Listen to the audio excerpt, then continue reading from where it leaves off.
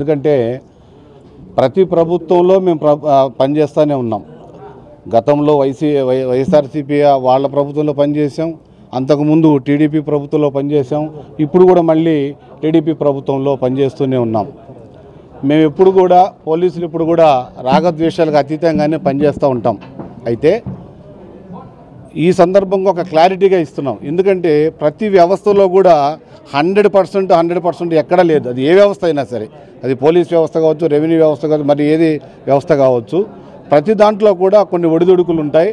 కొన్ని ఎవరైతే ఆ చట్టానికి విరుద్ధంగా ఎవరైతే చేస్తారో చట్టపరంగా వాళ్ళందరూ శిక్షార్హులే.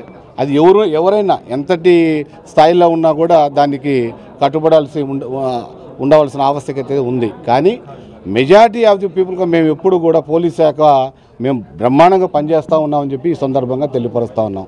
అదేవిధంగా పోలీస్ శాఖ ప్రభుత్వాలను ఏ ప్రభుత్వం వస్తే ఆ ప్రభుత్వాల యొక్క చట్టాలకి నిర్దేశించిన దానికి లోబడి పనిచేయాల్సి వస్తుంది తప్ప మాకు పార్టీలతో సంబంధాలు ఉండవని ఈ సందర్భంగా మీకు తెలియపరుస్తున్నాం.